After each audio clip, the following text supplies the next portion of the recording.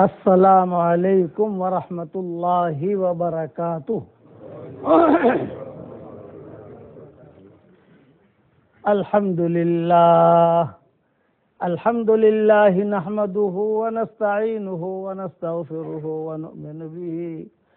ونؤمن به ونتوکل علیہ ونعوذ باللہ من شرور انفسنا ومن سیئات اعمالنا ونعوذ باللہ من شرور انفسنا ومن سیئات اعمالنا من يهده الله فلا مضل له ومن يضلله فلا هادي له ونشهد أن لا إله إلا الله وحده لا شريك له ونشهد أن سيدنا ومولانا محمدا عبده ورسوله صلى الله عليه وعلى آله وأصحابه وبارك وسلم تسليما كثيرا كثيرا.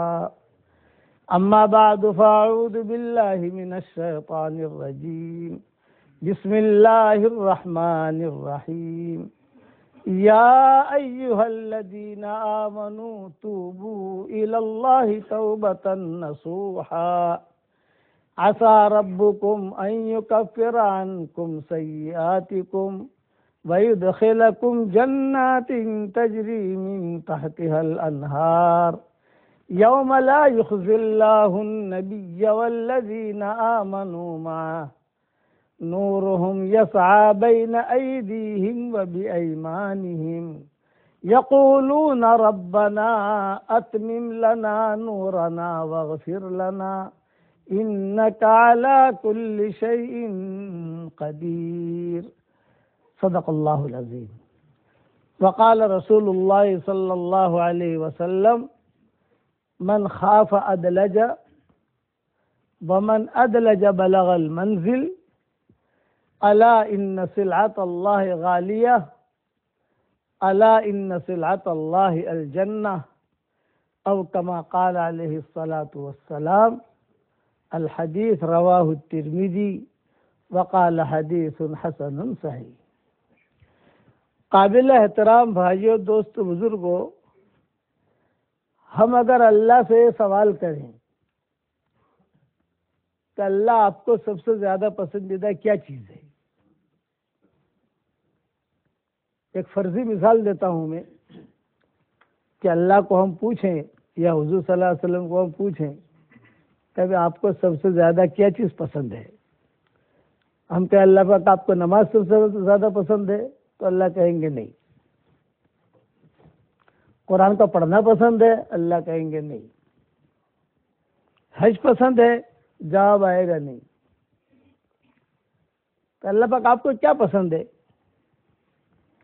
ایک جواب آئے گا، اچھے اخلاق،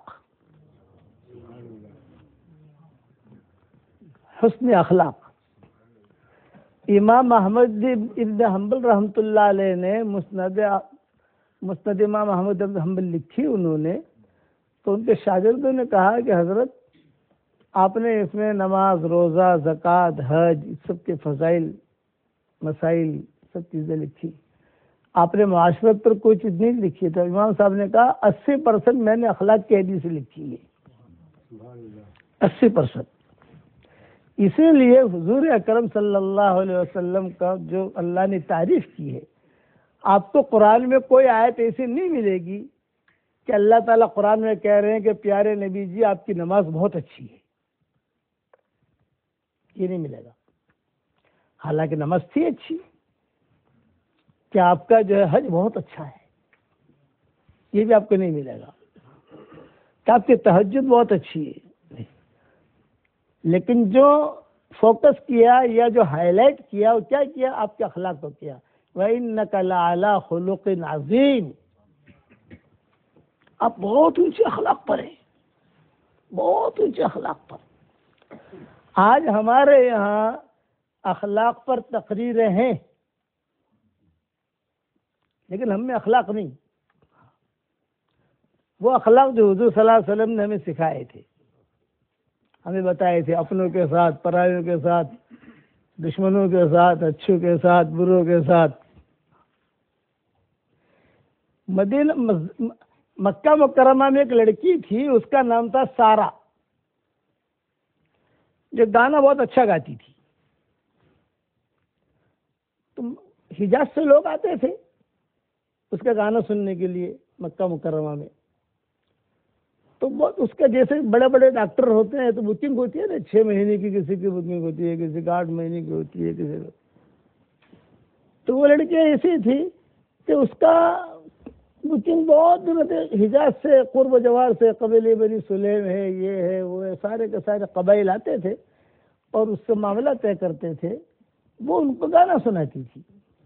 کہ حجاز والے یہ سمجھتے تھے، قرب و جوار کے جو مکہ مکرمہ کے تھے لوگ، یہ کہتے تھے کہ چلو بھی مکہ جائیں گے تو عبادت بھی کر لیں گے، گانا بھی سن لیں گے، پانی بھی پی لیں گے زمزم کا، اور جب وہاں موج مزے بھی کریں گے.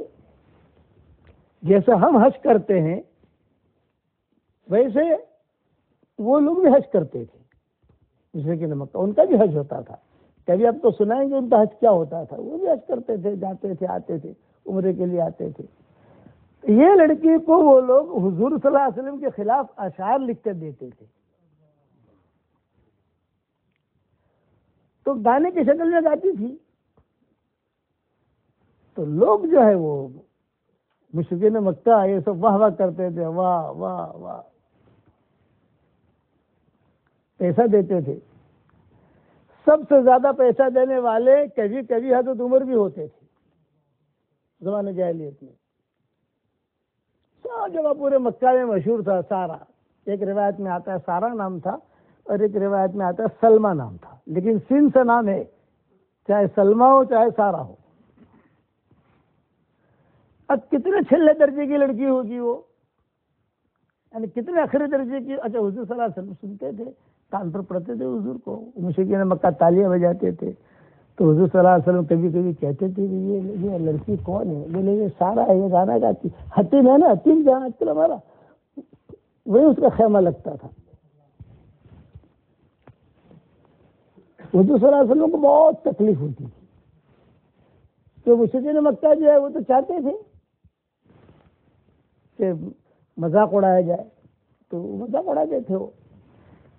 اب دیکھو میں حضور کا اخلاق پر یہ بیان کر رہا ہوں، یہ میرا بیان جو ہے حضور صلی اللہ علیہ وسلم کے اخلاق پر ہے. تو روایتوں میں یہ ہے کہ حضور صلی اللہ علیہ وسلم نے اب تو ہجرت کر لی، مکہ مکرمہ سے مدینہ منورہ آ گئے، حالات بدل گئے،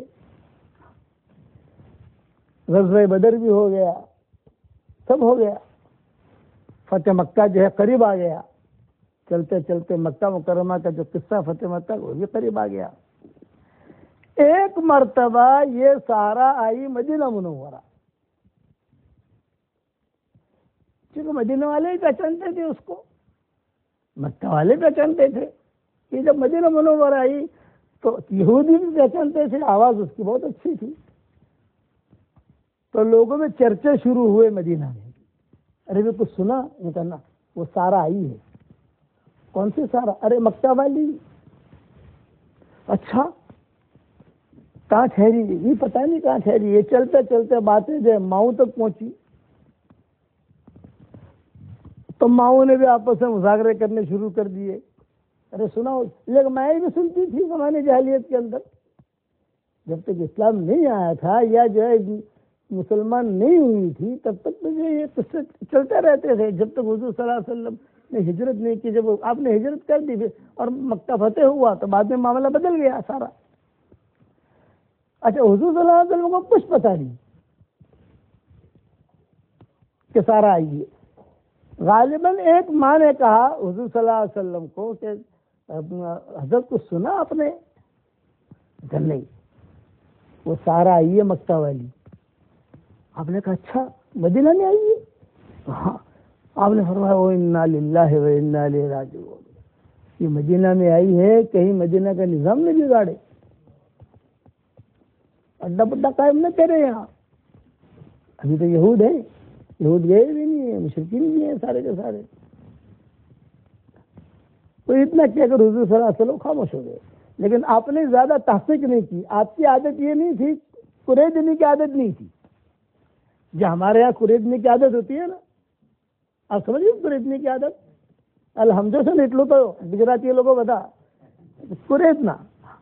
میں حرم شریف میں بیٹھا ہوا تھا اور حرم شریف میں بیٹھا ہوا تھا پڑھ رہا تھا، ایک آدمی آیا، السلام علیکم مولانا. میں نے کہا آہستہ سلام کرو، حضور ہے یار، سلام آہستہ کرو. اور آ کر بیٹھا، بہت دنوں کے بعد ملاقات ہوئی. اب تو جو ہے سارے حالات آپ سے سنوں گا میں نے کہا بھائی حالات سننے کی جگہ نہیں ہے، یا قرآن پڑھنے کی جگہ ہے، آپ جاؤ. آپ سمجھے؟ میں نے کہا یہاں حضور درود شریف پڑھو، قرآن پڑھو، نماز پڑھو اور عبادت کرو، جاؤ. تو قریدنے کی عادت یہ منافقین کی ہوتی ہے. اور پردہ ڈالنا، اخلاق برتنا، یہ نبیوں کی عادت ہوتی ہے. چنانچہ حضور صلی اللہ علیہ وسلم نے کسی سے پوچھا نہیں، کہ سارا یہ مدینہ میں اتنی بڑی عورت، اتنی خطرناک عورت، سارا مکہ. اس کی آواز میں کچھ ایسی کشش تھی کہ لوگ جو ہے وہ سنتے تھے، اس کو پیسہ دیتے تھے. خاص طور سے حاتب ابن ابی بلتع یمن کے تھے، نوجوان تاجر آدمی تھے، بہت ٹپ دیتے تھے. ٹپ کہتے ہیں نا، اور پڑھ اور پڑھ اور پڑھ. بات ختم ہو گئی. ماؤں نے کہا الگ الگ. امہات المومنین کے 2 پارٹیاں تھیں، یہ ذہن میں رکھنا. ایک پارٹی کی ذمہ دار حضرت عائشہ ہوتی تھی اور ایک پارٹی کی ذمہ دار حضرت ام سلمہ ہوتی تھی. اگر یہ دونوں مل گئیں، کسی بات میں متفق ہو گئیں تو مسئلہ حل ہو جاتا تھا.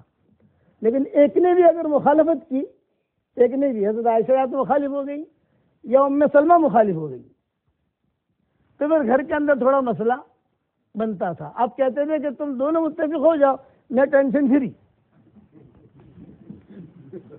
یہ 2 پارٹیاں یہ ذہن میں رکھنا. آپ تاریخ دیکھو سب، آپ کو یہ 2 پارٹیاں ملیں گی. ایک میں حضرت عائشہ ہوتی تھی ذمہ دار، اور ایک پارٹی کے ذمہ دار حضرت ام سلمہ. حضور صلی اللہ علیہ وسلم سب کو حق مار کر کے چلتے تھے، لیکن ان دونوں کی آنکھیں زیادہ دیکھتے تھے کہ اس مسئلے کا ذریعے دونوں کا کیا رائے ہے. تو ان دونوں نے بھی حضور سے کہا سارا آئی ہے. آپ نے کہا ٹھیک ہے بھی آئی ہے، مدینہ ہے، کوئی بھی آ سکتا ہے، کوئی بھی جا سکتا ہے. اتفاق ایسا ہوا، یہ حضور صلی اللہ علیہ وسلم کا اخلاق بتا رہا ہوں. اتفاق ایسا ہوا کہ حضور صلی اللہ علیہ وسلم مسجد نبی میں بیٹھے تشریف فرماتے، سارے صحابہ بیٹھے ہوئے تھے. اتنے میں یہ سارا جو ہے یہ آپا بن کر آئی مجلس میں، پردے بوٹلی ڈال کر. صحابہ نے دیکھا تو صحابہ تو پہچان گئے. صحابہ نے نظریں نیچے کر لی. حضور صلی اللہ علیہ وسلم بات کر رہے تھے، کوئی بات کرتے کرتے حضور صلی اللہ علیہ وسلم کو نظر پڑی. آپ نے فرمایا انت سارا. دور تھی اور امہات المومنین کے گھر کے قریب کھڑی تھی وہ، اور آپ صلی اللہ علیہ وسلم اس طرف بیٹھے تھے مغرب کی طرف، اور مشرق کی طرف کھڑی تھی وہ. انت سارا، تو سارا ہے؟ تو کہا ہاں. اچھا جیت مہاجرہ. یہ سوال کر رہے ہیں حضور، سب کے سامنے کر رہے ہیں. یہ قصہ تنہائی میں نہیں ہوا، یہ کہاں ہوا؟ یہ قصہ صحابہ کے ساتھ بیٹھے ہوئے ہیں اور حضور سوال کر رہے ہیں. جیت مہاجرہ یعنی ہجرت کر کے آئی ہو؟ تو اس نے کہا نہیں. تو کہا اسلام لانے آئی ہو؟ بھی ہجرت کر کے نہیں آئی لیکن مسلمان ہونے آئی ہوں. تو کہا نہیں، کہ ہجرت کر کے بھی نہیں آئی اور مسلمان ہونے بھی نہیں آئی. تو آپ نے فرمایا پھر کیوں آئی ہو؟ تو اس نے کہا، سب کے سامنے کہا. اچھا جب وہ آئی تو ماؤں کو پتا چلا. حضور نے فرمایا انت سارا.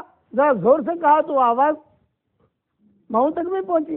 تو ماؤں نے بھی ایک دوسرے کو وہ آ گئی ہے، وہ آ گئی، وہ آ گئی. تو عورتوں کی عادت ہوتی ہے جھانکنے کی. ارے آئی، یہ بھی آئی، کھڑی ہے. اور حضور سوال کر رہے ہیں. اچھا حضور اس کے قصے صاحب معلوم ہے حضور صلی اللہ علیہ وسلم کو کہ اس نے کیا کیا ہے اور کیسی کیسی گالیاں اور کیسے کیسے حضور صلی اللہ علیہ وسلم کے ہجوم میں اشعار کہے ہیں. لیکن نبی ہوتا ہے، اور ہمیں حضور صلی اللہ علیہ وسلم نے وہ اخلاق کی چوٹی سکھائی ہے. جو آدمی اونچے اخلاق پر ہوگا وہ کبھی بھی نامراد نہیں ہوگا. یہ ذہن میں رکھنا. اپنے کے ساتھ بھی، پرائیوں کے ساتھ بھی، غیروں کے ساتھ بھی، اور جناتوں کے ساتھ بھی آدمی اچھا اخلاق برتے اور اللہ کے لیے برتے. کوئی دنیوی غرض نہ ہو. دنیوی غرض بھی ہوتی ہے نا، ہوائی جہاز میں اخلاق بہت اچھے ہوتے ہیں لیکن پیسوں کے لیے ہوتے ہیں. مولوں میں اخلاق بہت اچھے ہوتے ہیں، میں آئی ہیلپ یو، کیا میں آپ کی مدد کروں، سر پیسوں کے لیے ہوتا ہے. نبی کے یہ چیز نہیں. اب حضور نے فرمایا کہ اچھا بھی کیوں آئی ہو تم؟ اب سب جو ہے وہ نظر نیچی کیوں ہیں اور حضور صلی اللہ علیہ وسلم کی بات اور اس کا جواب سن رہے ہیں. یہ فرمایا کہ حضرت میں اس لیے آئی ہوں کہ بڑھاپے نے ڈیرا ڈال دیا، اب میں بوڑھی ہو گئی، آواز بھی میری کمزور ہو گئی اور بہت ضعف نے مجھے پکڑ لیا، بیماریوں نے مجھے جکڑ لیا، اور میں اس لیے آئی ہوں کہ اب میرا پاس کوئی بھی کھانے پینے کا انتظام وہاں رہا نہیں. اس لیے کہ میں گانے گاتی تھی تو مکہ والے مجھے پیسہ دیتے تھے، تو مکہ والے جو ہے بدر میں کئی لوگ مارے گئے، اور جو دوسرے لوگ پیسہ دیتے تھے مجھے، میرا گانا سنتے تھے، وہ آپ کے پاس آ گئے، بیٹھے ہیں سارے کے سارے، یہ آپ کے پاس آ گئے سب. اب مکہ اس اعتبار سے خالی ہو گیا. کس اعتبار سے؟ کہ مجھے کوئی پیسہ دے، میرا گانا سنو، اور میرے بھی بڑھاپے نے ڈیرا ڈال دیا. تو میں آئی ہوں اس لیے کہ آپ میری کچھ مدد کریں. تو حضور نے کیا جواب دیا؟ ہاں ہاں سارا ضرور ضرور ضرور ضرور میں مدد کروں گا، اور میں مسلمانوں پر بوجھ نہیں ڈالوں گا. یہ نہیں بھائی چندہ کرو، تم دو پیسہ، تم دو پیسہ، تم دو پیسہ، میں یہ نہیں کروں گا. یہ آپ نے فرمایا. میں میرے خاندان والوں کو کہوں گا کہ وہ پیسہ جمع کریں. میں میرے خاندان والوں کو کہوں گا وہ پیسے جمع کریں. چنانچہ حضور صلی اللہ علیہ وسلم نے وہی بیٹھے بیٹھے اپنے امہات المؤمنین کو، بیویوں کو کہا، حضرت عباس کو کہا. حضرت عباس تو بعد میں آئے تھے، لیکن حضرت علی کو کہا، فاطمہ کو کہا، ان لوگوں کو کہا، کبھی جو فضل ابن عباس کو کہا، ابھی جو بھی تمہارے پاس ہے تم جمع کرو. کسی نے انگوٹھی دے دی، کسی نے کھجوریں دے دی، کسی نے کچھ دے دیا، کسی نے کچھ دے دیا، کسی نے کچھ دے دیا. دے دلا کر اس کو ایک چادر کے اندر خود حضور صلی اللہ علیہ وسلم نے جمع کیا. سب دیکھ رہے ہیں کس کے ساتھ یہ معاملہ کر رہے ہیں. سارا وہ 6 درجے کی تھی، اخیری درجے کی، لیکن یہ اخلاق برت رہے. آج ہمارے یہاں یہ اخلاق ہے. آج تو اگر ہماری جو فرشی حور ہے نا، اگر معمولی سا نمک زیادہ پڑ جائے، ہم تو شہزادے ہیں، ایاں مڑی سے اوپر نہیں مڑتی. اسی لیے آپ نے فرمایا بہترین اخلاق والا وہ ہے جو اپنے گھر والوں کے ساتھ اچھے اخلاق برتے. یہ ذہن میں رکھنا. چنانچہ حضور صلی اللہ علیہ وسلم نے خود نے دیا اور دے کر کہا بس کافی ہے کہ اور دوں. تو سارا نے کہا کہ کافی ہے، کافی ہے. اب چونکہ سارا مجمع کے سامنے یہ بات ہوئی، کہاں ٹھہری پتہ نہیں. حاتب ابن ابی بلتا، حاتب ابن ابی بلتا یہ اونچے آدمی تھے. رہنے اس کے بعد حاتب ابن ابی بلتا یہ یمن کے تھے. یہ بہت اونچے آدمی تھے، مالدار تھے. وہاں کے رئیسوں میں تو نہیں کہیں گے، وہاں کے رئیسوں میں سے جریر ابن عبداللہ تھے، لیکن یہ بھی اونچے آدمی تھے، نوجوان تاجر تھے. ان کے سارا کے ساتھ زمانے جاہلیت میں بہت تعلقات تھے. یہ بہت گانا سننے جاتے تھے. حاتب ابن ابی بلتا، انہیں پتہ چلا سارا آئی ہے، وہ بھی اس مجلس میں تھے. سارے صحابہ کو پتہ چلا سارا، اور حضور نے یہ اخلاق برتے. چنانچہ روایت میں یہ ہے جب دروازے سے نکلنے لگی تو حاتب ابن ابی بلتا دروازے میں ہی کھڑے ہو گئے. اچھا لگا.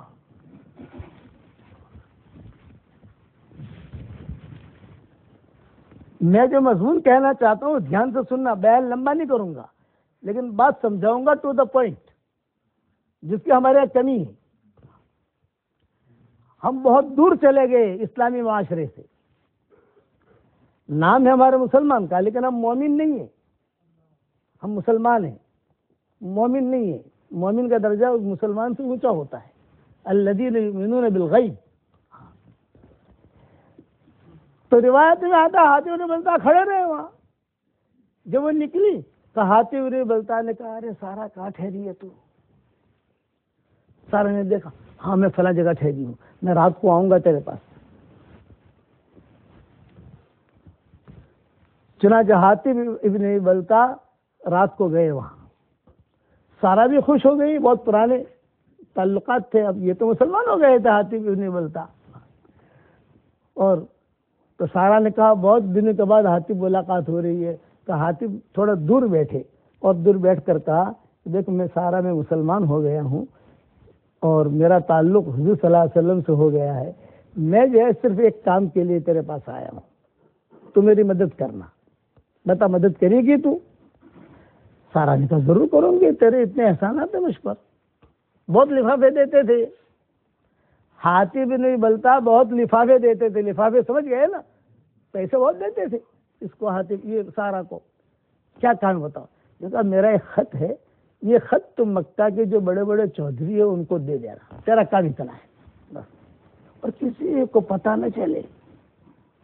تو کل جا رہی ہے نا؟ کہا میں کل جا رہی ہوں, بس یہ خط ہے, یہ خط چھپا لے کہیں پر بھی.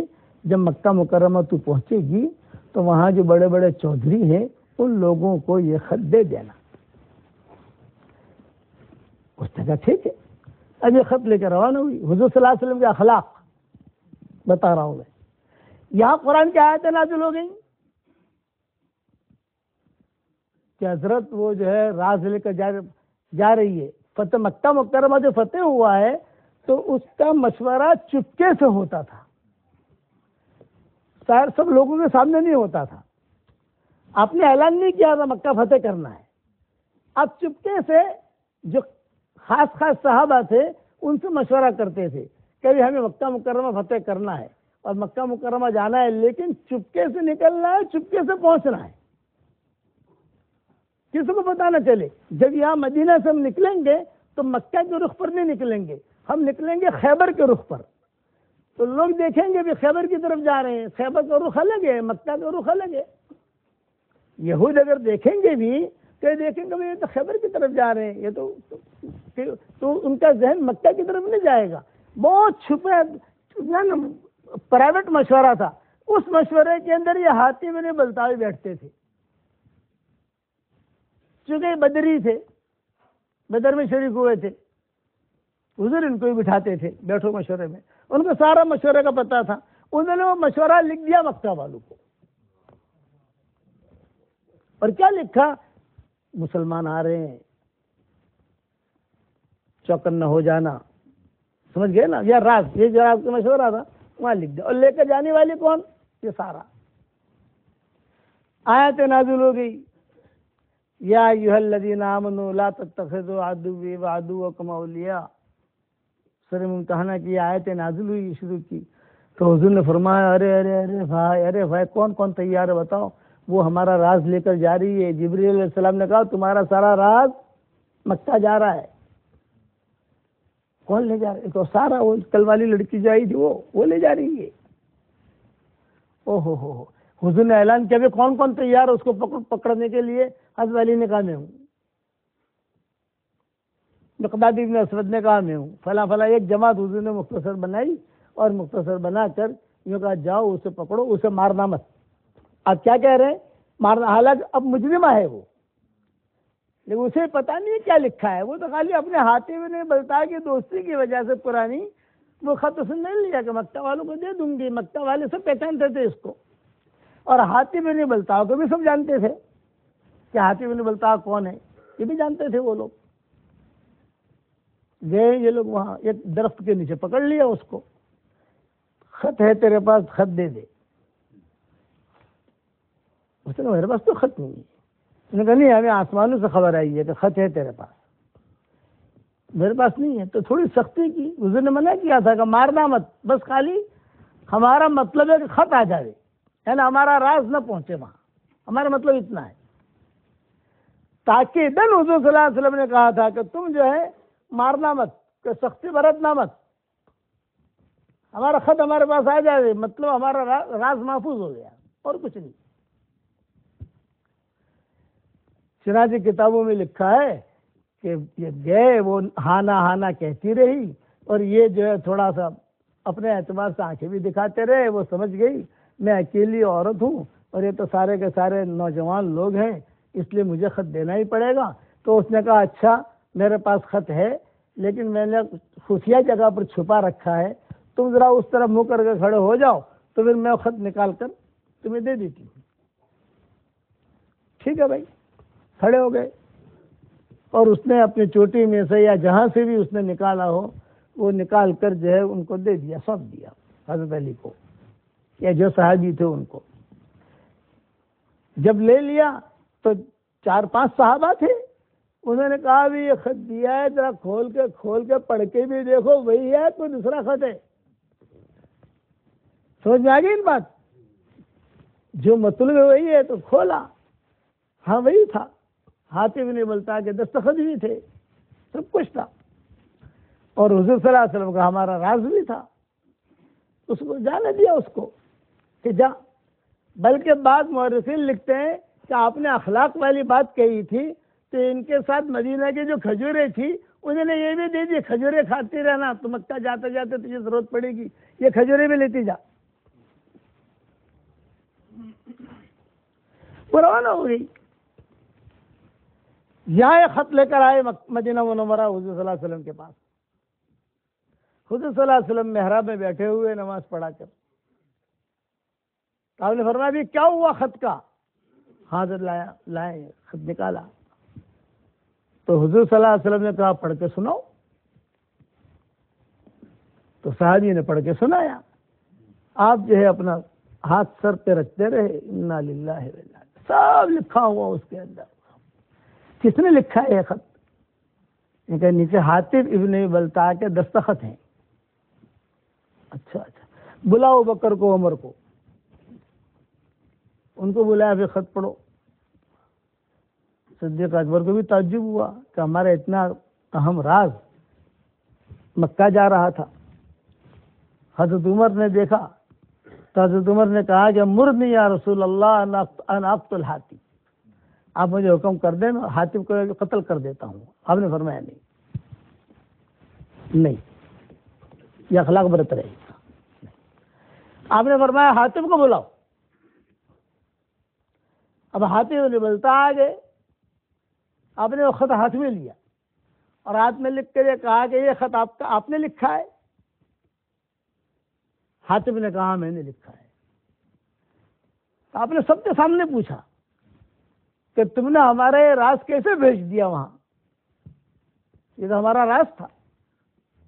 تو حاتم ابن ابی بلتع نے کہا کہ حضرت دراصل بات یہ ہے کہ میری بیوی بچے مکہ مکرمہ میں ہیں، میری جوان بیوی ہے، میری بیٹیاں ہیں، تو میں یہ سوچ رہا تھا کہ مکہ والوں پر میں احسان کروں، ان کو ذرا یہ راز بتا دوں، تو اس کے بدلے میں میری بیوی بچوں کی وہ حفاظت کریں گے وہاں، اور کوئی میرا مقصد نہیں تھا۔ اللہ کے نبی کی بات ادھر ادھر کرنا ہی میرے دل میں نہیں تھا۔ میں سوچ رہا تھا کہ تھوڑا سا میں اللہ کے نبی کا راز تھوڑا بھیج دوں تو ان کا سپورٹ ہو جائے گا، اور میری بیوی بچوں کی حفاظت کریں گے، اس کے علاوہ کچھ نہیں۔ بیوی بچوں کی وجہ سے میں نے نہیں کیا ہے، میری بیوی بچے یہاں نہیں ہیں، وہاں مکہ مکرمہ میں۔ جب یہ باتیں ہو رہی تھی حضرت عمر جوش میں آ گئے، تلوار لے لی، جیسے میں قتل کرتا ہوں۔ آپ نے فرمایا مہلن یا عمر، زور سے کہا مہلن یا عمر، مہلن یا عمر، بیٹھ جاؤ، مہلن یا عمر۔ لیکن انہیں جو ہے نکل نہیں پا رہے تھے حضرت عمر، وہ اگل رہے تھے کہ اتنا ہمارا خاص آدمی، اتنا ہم نے بھروسہ کیا، اپنے مشورے میں بٹھایا، اور یہی آدمی نے خط بھیجا۔ تو حضور نے کیا فرمایا؟ مہلن یا عمر، عمر بیٹھے رہو، آپ مجھے حکم کریں میں قتل کروں؟ آپ نے فرمایا نہیں، اور کیوں منع کر رہا ہوں میں؟ اس لیے کہ یہ بدری ہے، بدر میں شریک ہوا ہے، اور بدر والوں کے لیے اللہ نے کہا ہے کہ ان کے سارے گناہوں کو اللہ معاف کر چکا ہے۔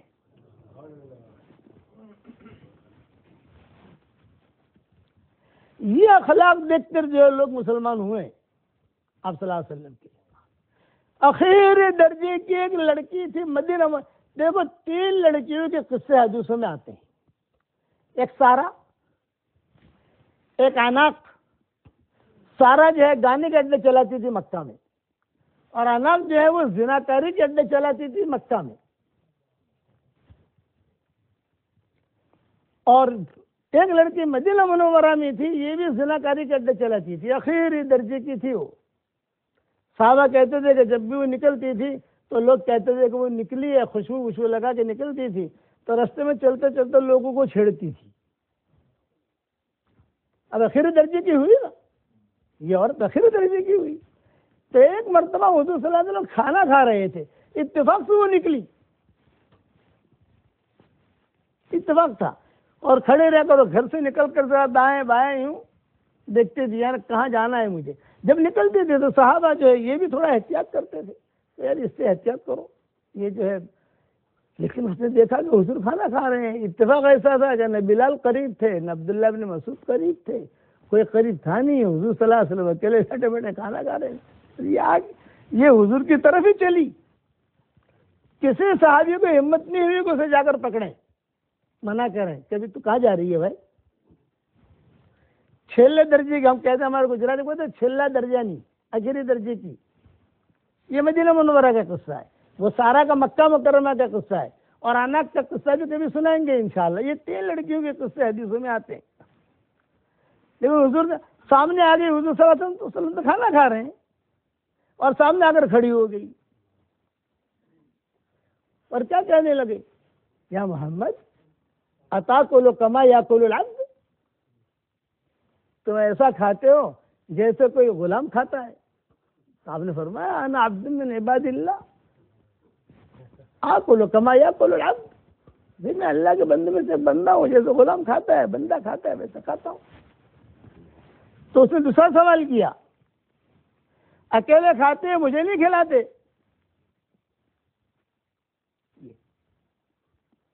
ہے کسی کا دل گردان انگلینڈ کے اندر ایسا کہ اتنے اخلاق برتے؟ آج تو ہم ہمارے ساتھیوں کے ساتھ اخلاق نہیں برتتے. ہمارے جو ساتھی ہیں مسجد میں نماز پڑھنے والے، ان کے ساتھ ہم بد اخلاقی کرتے ہیں، تو غیروں کے ساتھ کیا اخلاق برتیں گے ہم؟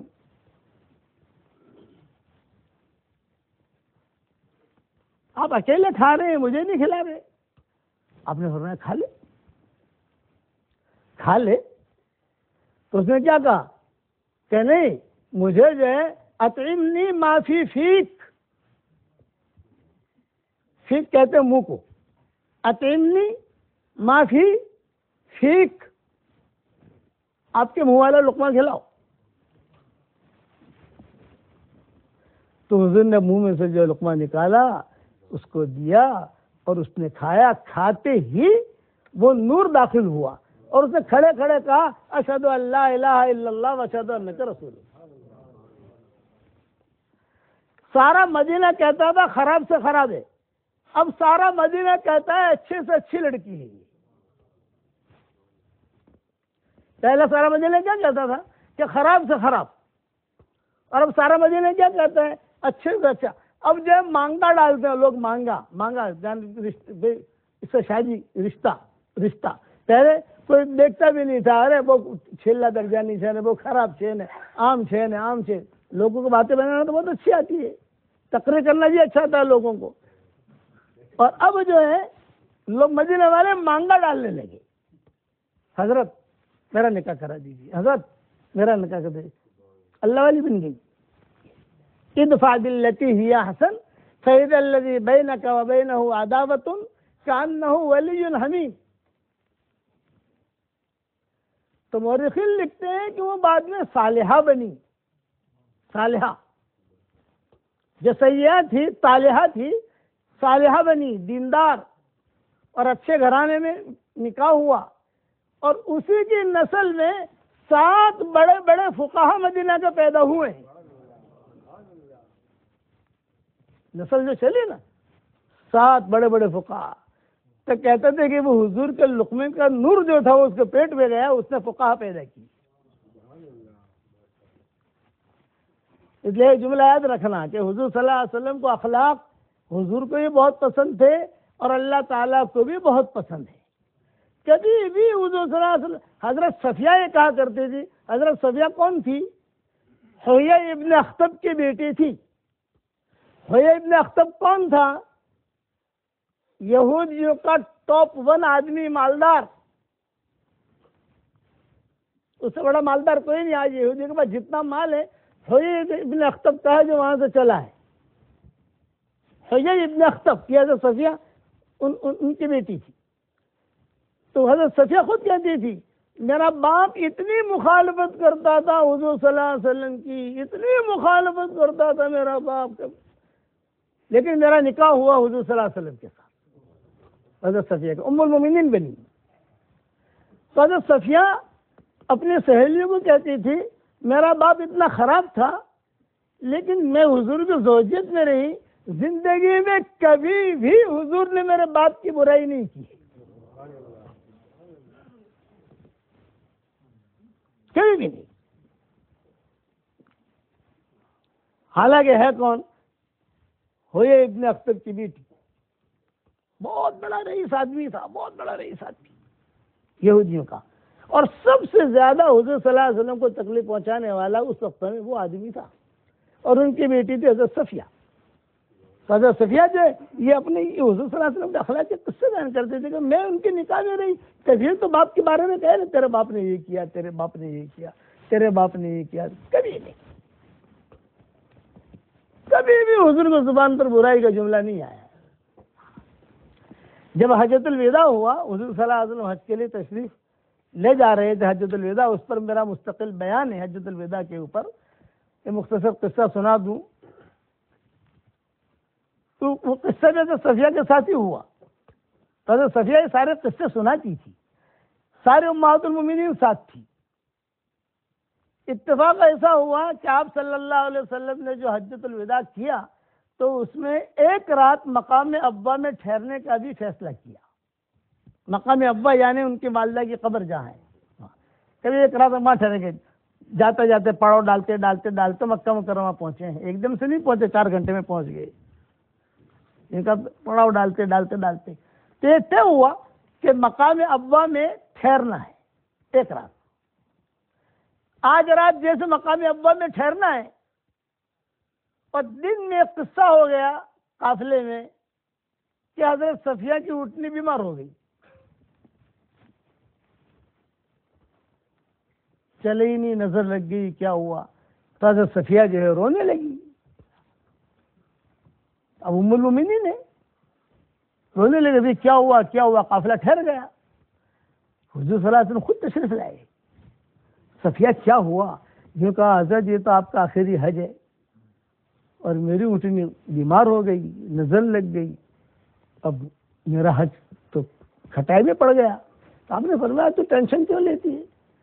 اتنے سارے صحابہ ساتھ ہیں، ان کی اتنی اٹھنیاں ہیں، کوئی تجھے کوئی اٹھنے نہیں دے گا تجھ کو، ٹینشن مت لے، بہت لوگ ہیں. لیکن حضرت صفیہ کنٹرول نہیں کر سکی، جذبات کنٹرول نہیں کر سکی.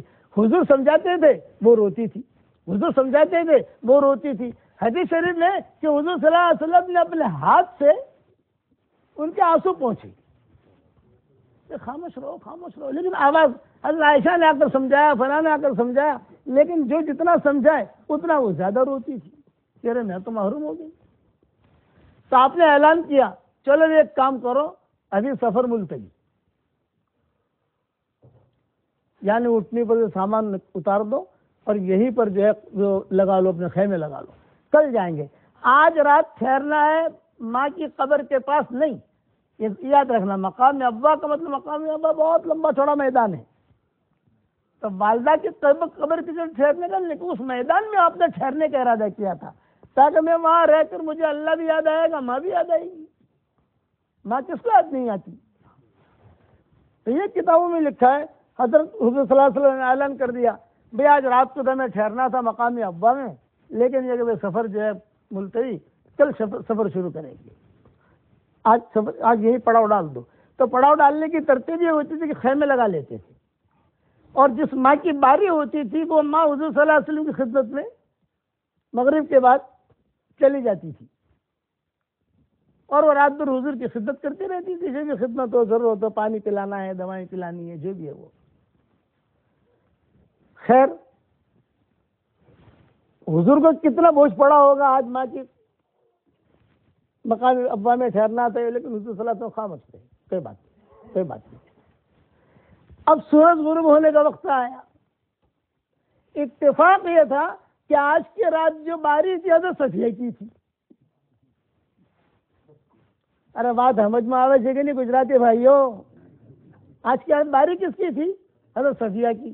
حضرت صفیہ کو یہ ٹینشن ہوا کہ ارے بھائی آج تو باری میری ہے اور آج یہ قصہ ہوا ہے، اب مسئلہ اب کیسے حل کریں؟ ٹینشن میں آئی. جب جاؤں گی تو کچھ نہ کچھ بات ہوگی گھر کے اندر خیمے میں. تو حضرت صفیہ جو تھی ام سلمہ کی پارٹی میں تھی، حضرت عائشہ کی پارٹی میں نہیں تھی. لیکن یہ آئی حضرت عائشہ کے پاس کہ اب یہ مسئلہ حل ہوگا عائشہ سے، ام سلمہ سے حل نہیں ہوگا. اور حضرت عائشہ سے آ کر کہا بہن جی میرا یہ مسئلہ ہے، سورج غروب ہونے میں تھوڑا ہی وقت باقی ہے، اور آپ کو تو پتہ ہے جو بھی ہوا ہے قافلے کے ساتھ، اور میری باری ہے آج. میں جاؤں گی تو حضور صلی اللہ علیہ وسلم کچھ نہ کچھ بات کہیں گے، خدا نہ خواستہ میری زبان سے کوئی جملہ نکل جائے، اس لیے کوئی ترتیب مجھے بتاؤ کہ میں کیا کروں. تو حضرت عائشہ نے کہا بات تو صحیح ہے تمہاری، آج تمہاری باری ہے اور آج یہ قصہ ہوا ہے، اس لیے تم جو ہے مجھے سوچنے دو. لیکن حضرت صفیہ جو تھی وہ کہتی تھی کہ نہیں ذرا جلدی سوچے، مجھے بہت ٹینشن ہے. بعض لوگ ہوتے ہیں نا، مجھے بہت ٹینشن ہے، سورج جو غروب کی طرف جا رہا ہے میرا ٹینشن بڑھ رہا ہے. تو حضرت عائشہ نے کہا کہ مجھے سوچنے تو دو، بھی مسئلہ تو ہے اہم کہ حضور نے سفر ہی ملتوی کر دیا اور کہا چلو کل چلیں گے، اور وہاں پہنچنا ہے مکہ مکرمہ. آدمی پروگرام کر کے چلتا ہے، پھر نبی ہے. اتنے میں حضرت صفیہ نے کہا عائشہ میرے دل میں ایک بات آ رہی ہے، اگر تم مناسب سمجھو تو کہا بتاؤ کیا بات آ رہی ہے. نے کہا ایک کام کرو میری باری میں تم چلی جاؤ، اور کچھ بھی مسئلہ آئے تم ذرا سنبھال لینا. بات سمجھ گئے نا؟ تو حضرت عائشہ نے کہا ٹھیک ہے. اب سورج غروب ہوا، حضرت عائشہ جو ہے کپڑے وغیرہ بدل کر جو بھی ترتیب سے بدل کر خیمے میں آ گئی. آپ نے فرمایا ارے اویش، بیوی کا پیار والا نام رکھنا ہماری شریعت میں سنت ہے، دھمال والا نہیں. حضرت عائشہ کا نام عائشہ تھا، حضور پیار میں کہتے تھے اویش، پیار میں کہتے تھے عائش، پیار میں کہتے تھے صدیقہ، پیار میں کہتے تھے عفیفہ، پیار میں کہتے تھے حمیرہ. یہ پیار والے نام تھے.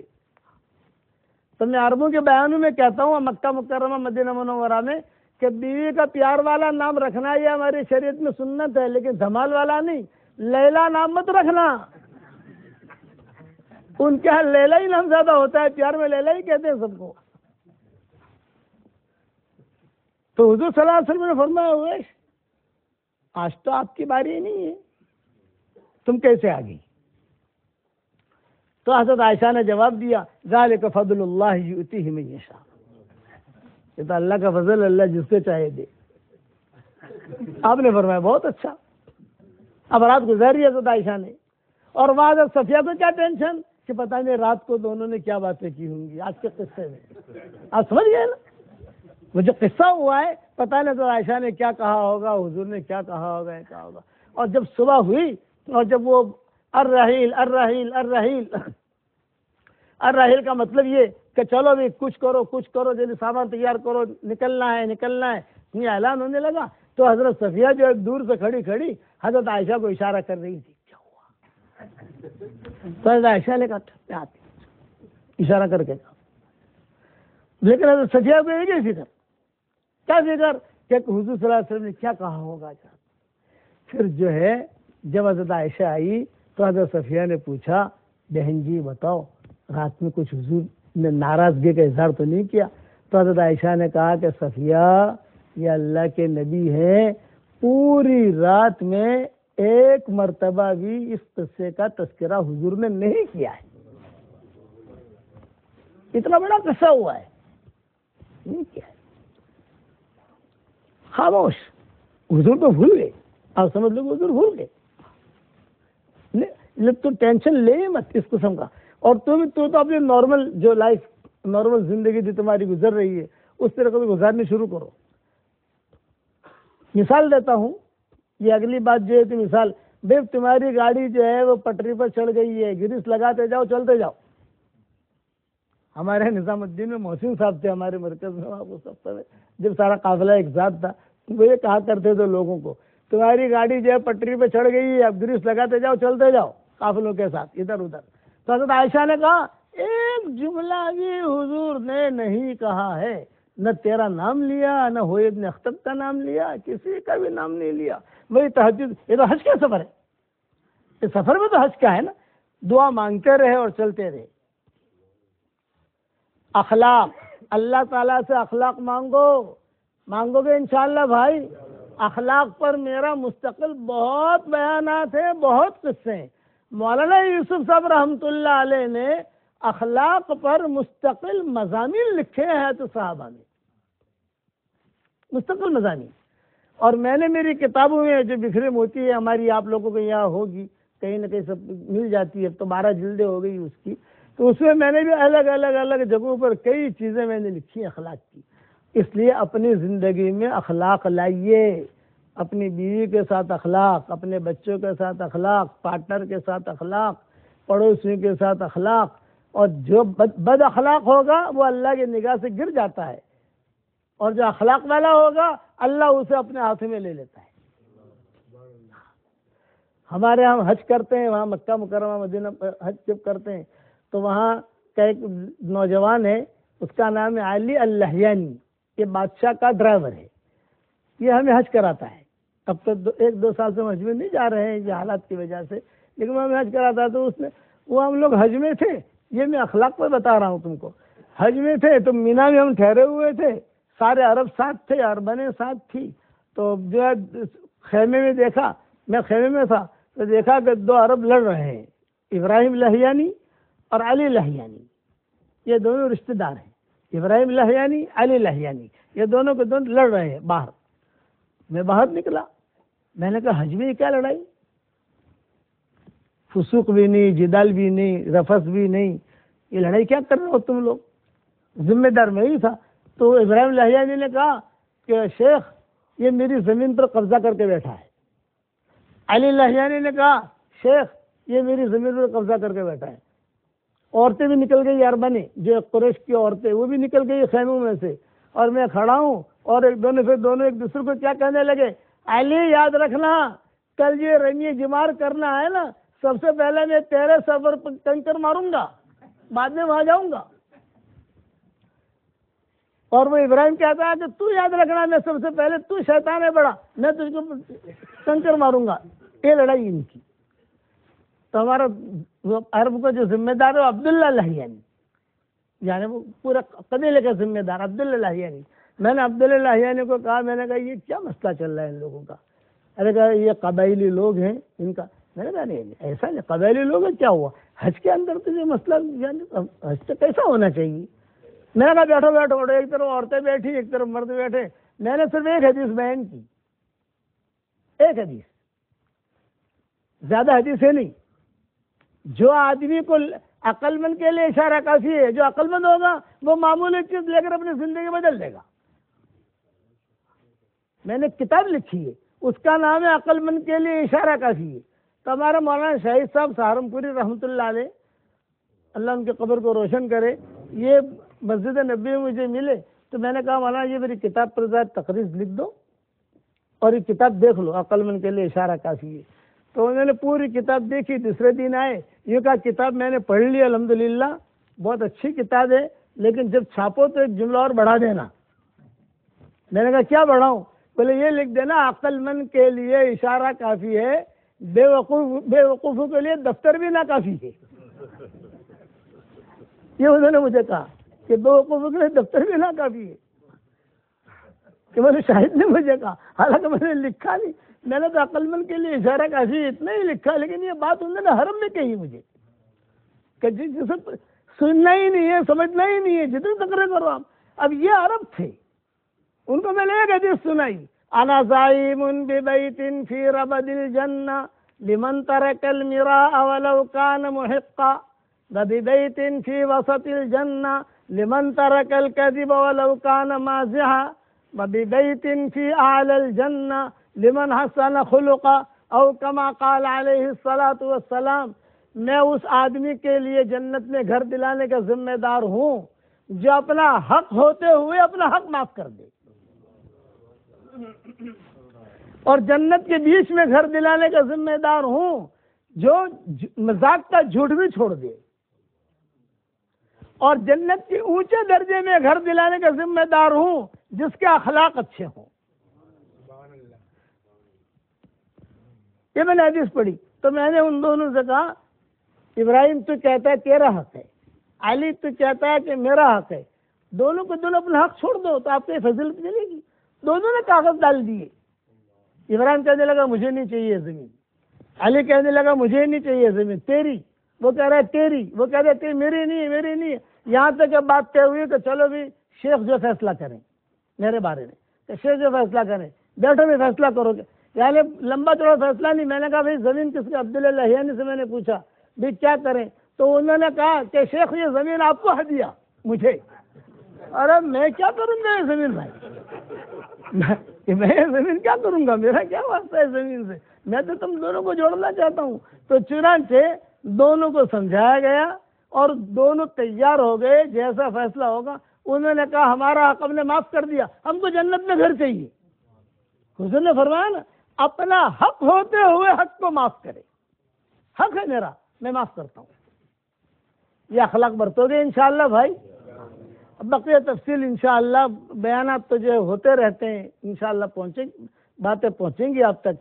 ایک ہدیہ دیتا ہوں، قبول کرو گے میرے بھائی؟ 10 مرتبہ سورہ اخلاص پڑھو تو جنت میں ایک محل تیار ہو جاتا ہے. 20 مرتبہ پڑھو 2 محل تیار. 30 مرتبہ پڑھو 3 محل تیار. آج کل میرے جتنے شاگرد ہیں دنیا میں، واٹس ایپ کا سبق تو آپ لوگوں تک پہنچ جاتا ہوگا، کہیں نہ کہیں سے پہنچتا ہوگا. اب تو اللہ کا شکر ہے کہ میرا سبق لوگ مجھے بھی بھیجتے ہیں. میرا سبق لوگ مجھے بھیجتے ہیں، پاناما سے آپ بھیجتے ہیں، امریکہ سے بھیجتے ہیں، آپ کے انگلینڈ سے بھیجتے ہیں. میں قبول کر لیتا ہوں، اللہ کا شکر ہے خیر میرے موبائل میں آ رہی ہے. ان کو منع نہیں کرتا آنا، ان کو پتہ نہیں میں نہیں بھیجا. میری کتابیں لوگ مجھے ہدیہ دیتے ہیں حرم میں. آپ چہرے سے کچھ اچھے لگتے ہیں، یہ کتاب کسی نے لکھی ہے بہت اچھی، آپ ذرا پڑھتے رہو، مومن کا ہدیہ.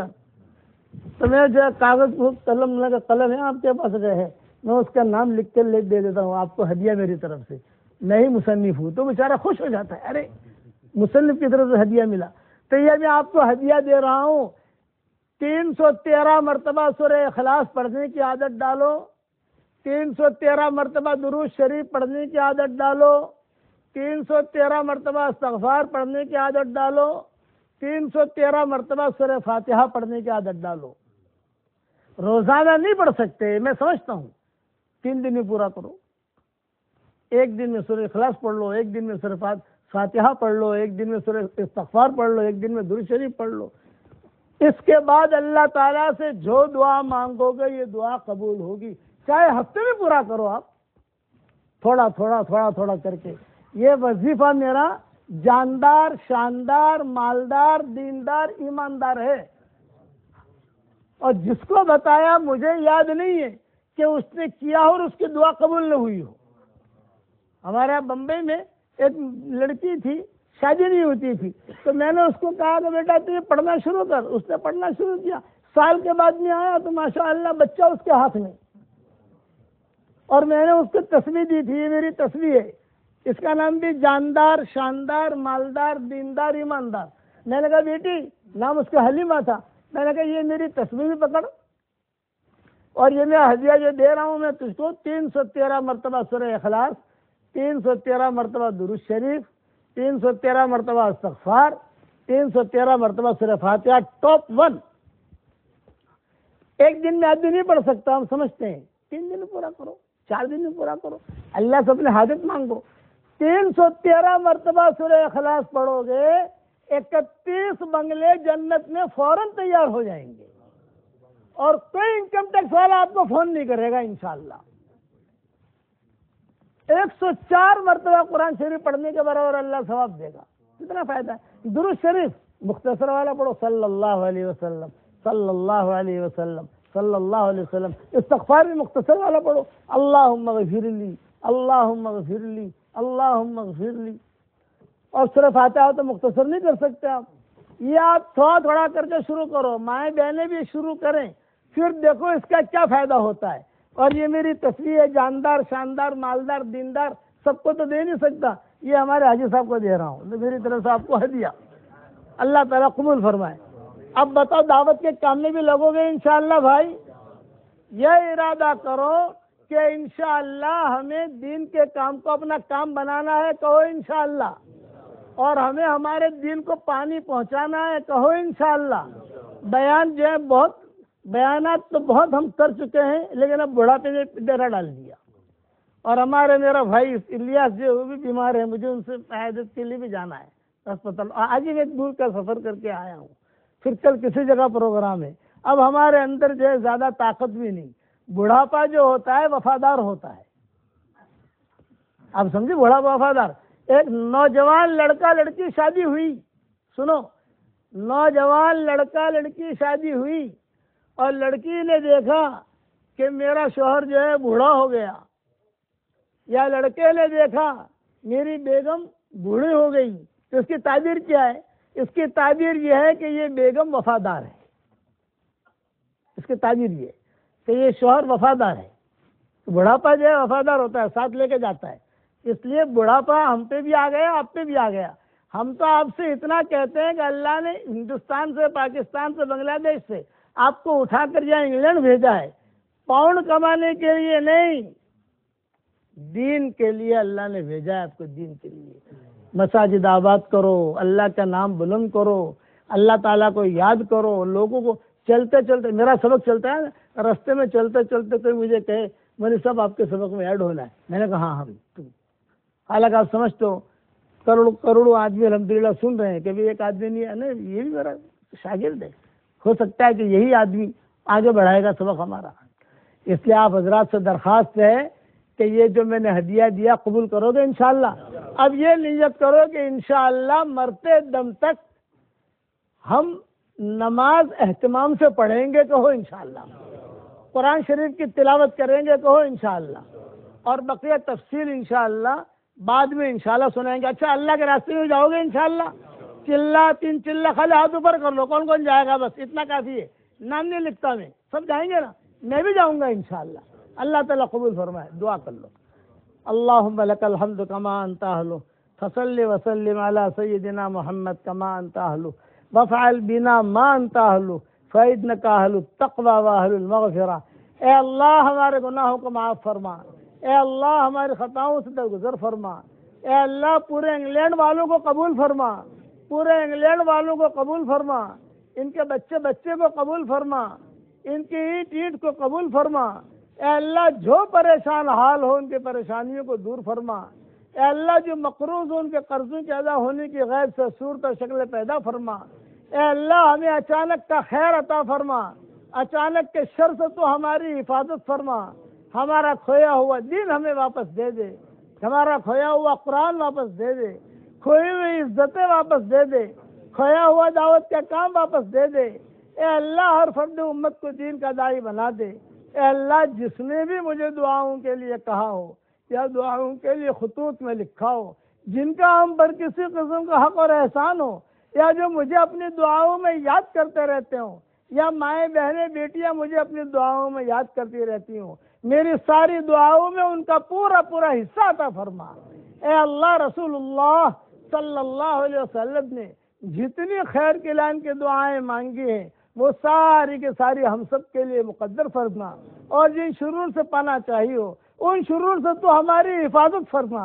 اے اللہ ہمارا کھویا ہوا دین ہمیں واپس دے دے، اے اللہ پورے انگلینڈ کو تو ہدایت سے نواز دے، پورے یورپ کو تو ہدایت سے نواز دے، پورے دنیا کو تو ہدایت سے نواز دے۔ اے اللہ تیری مخلوق میں سے جو پریشان حال ہو ان کی پریشانیوں کو دور فرما، تیرے مخلوق میں سے جسے دکان کی ضرورت ہو دکان عطا فرما، جنہیں مکان کی ضرورت ہو مکان عطا فرما، جنہیں حلال بستر کی ضرورت ہو حلال بستر عطا فرما، حرام بستر سے اس امت کو بچا لے، حرام بستر سے اس امت کو بچا لے، ناجائز عشق سے اس امت کو بچا لے، ناجائز عشق سے اس امت کو بچا لے، اور حلال بستروں کا انتظام فرما دے۔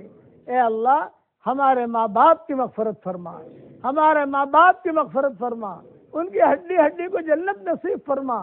اے اللہ جو مانگا وہ عطا فرما، مانگنے سے رہ گیا وہ عطا فرما۔ اے اللہ ہواؤں کے ساتھ جو خیریں آیا کرتی ہیں وہ خیریں ہم سب کے لیے مقدر فرما، اور ہواؤں کے ساتھ جو برائیاں آیا کرتی ہیں ان برائیوں سے تو ہماری حفاظت فرما۔ اے اللہ جو بیماروں انہیں شفا کاملہ عاجلہ آجلہ دائمہ مستمرہ عطا فرما۔ اے اللہ ہمارے بھائی الیاس کی طبیعت کو بھی ٹھیک فرما دے۔ اے اللہ انہیں صحت کا لباس پہنا دے، اے اللہ انہیں صحت کا لباس پہنا دے، انہیں صحت کا لباس پہنا دے، اور تیری مخلوق میں سے جو بیمار ہو، جانور بیمار ہو اے اللہ انہیں بھی صحت دے، اگر جنات بیمار ہو ان کو بھی صحت دے، انسان بیمار ہو تو ان کو بھی صحت دے، سب کو صحت کا لباس پہنا۔ تیرے نبی نے کہا ہے الخلق عیال اللہ، مخلوق یہ اللہ کا کنبہ ہے۔ اے اللہ تیرے کنبے کی رہبری فرما، اور تیرے کنبے پر خیر کا، رحم کا، کرم کا معاملہ فرما۔ رسول اللہ صلی اللہ علیہ وسلم کی سنتوں پر چلنے کی ہمیں توفیق عطا فرما، اخلاق والی زندگی گزارنے کی ہمیں توفیق عطا فرما۔ میرے اس دعا پر دنیا میں جہاں کہیں آمین کہی جائے ان کی بھی جائز مرادوں کو پوری فرما، ہماری بھی جائز مرادوں کو پوری فرما، اس مجمع کی جائز مرادوں کو بھی پوری فرما، اور اس وقت میں جہاں کہیں آمین کہی جا رہی ہو ان کی بھی جائز مرادوں کو پوری فرما۔ اور اللہ جس کرم سے آپ نے ہمیں مسجد قباء میں جمع کیا ہے، تیرے اسی کرم سے جنت الفردوس میں تیرے نبی کے پڑوس میں ہماری قیامت تک کی آنے والی نسلوں کو تو قبول فرما لے۔ اے اللہ ہماری قیامت تک کی آنے والی نسلوں کو تو جمع فرما دے۔ اے اللہ رسول اللہ صلی اللہ علیہ وسلم کے دین کی تو حفاظت فرما۔ اللہم انصر دینک و کتابک، اللہم انصر اخواننا المستضعفین فی کل مکان حیثما کانوا وأینما کانوا یا ذا الجلال والاکرام۔ اے مالک ہمیں مانگنا نہیں آتا مگر تجھے دینا تو آتا ہے، ہماری جھولیوں کو ہدایت سے بھر دے، امن و امان سے بھر دے، اور اپنے فضل و کرم سے ہماری دعاؤں کو قبول فرما۔ جس کے دل میں جو جائز مرادیں ہوں آپ جانتے ہیں، آپ کے بندے جانتے ہیں، آپ کی بندیاں جانتی ہیں، عافیت کے ساتھ ان سب کے جائز مرادوں کو، جائز مقاصد کو پورا فرما کر اس میں خیر کی شکلیں اور صورتیں پیدا فرما، اور اپنے فضل و کرم سے ہماری دعاؤں کو قبول فرما۔ سبحان ربنا رب العزت عما یصفون وسلام علی المرسلین والحمد للہ رب العالمین۔